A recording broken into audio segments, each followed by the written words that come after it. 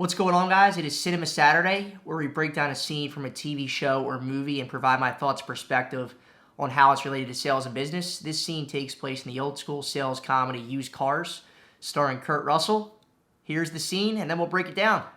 Look, I don't know, Rudy. I ain't never sold no damn cars before. It's easy, Jim. All you gotta do is get them in that car. Nothing sells a car better than a car itself. Now remember this, you gotta get their friendship, get their confidence, get their trust, then get their money.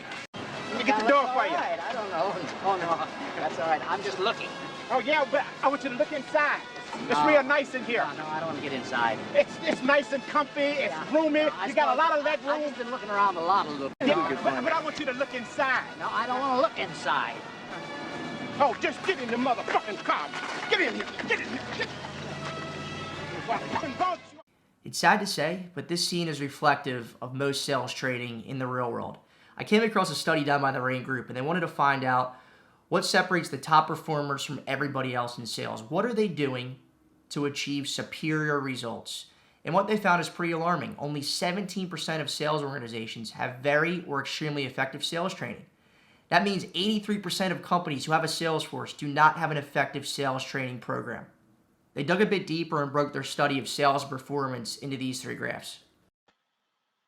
All right, let's break down these three graphs in the Rain Group. Here's the first graph, sales training effectiveness by performance group. 51% of elite performers, the top of the top, felt that they had extremely or very effective sales training. 51%, more than half, compared to 30% of top performers. All the way down in the red, 14%, the rest. And I wanted to point this out here. Sales training effectiveness represented the lowest score for the rest at 14% across all the factors we studied. It was also the second largest gap between elite performers and the rest. Elite performers are 3.6 times more likely to have effective sales training. Tells you a lot right there. Tells you a lot. Sales skills by sales training effectiveness. The dark bar here is extremely or very effective training.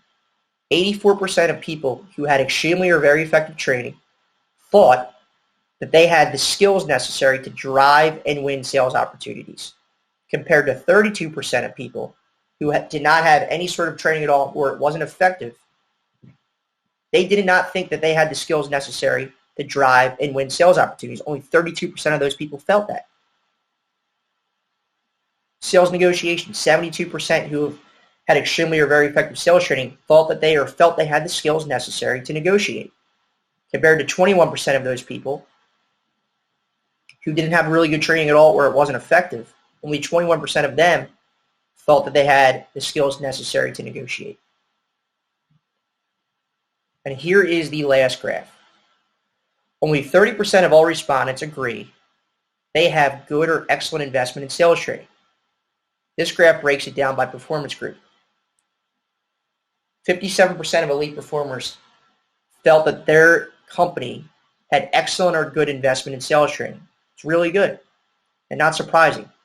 40% for top performers, and in the red again, 27% the rest. So 27%, the people who are not performing, not getting President's Club, only 27% of those people felt they had excellent or good investment in sales training. Very telling. Those are the three graphs. There is a direct correlation between sales training and performance. Who would have thought, right? And it's really frustrating and disappointing for me because most sales organizations, they train like Kurt Russell in this scene. Matt, just pick up the phone and make dials. Figure it out.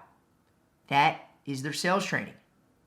I've been at companies with zero sales training, poor sales training, and really good sales coaching. And if you notice, I didn't say really good sales training. I said really good sales coaching because there's a big difference between training and coaching. Training is a one-off event. It's sporadic. Coaching is continuous.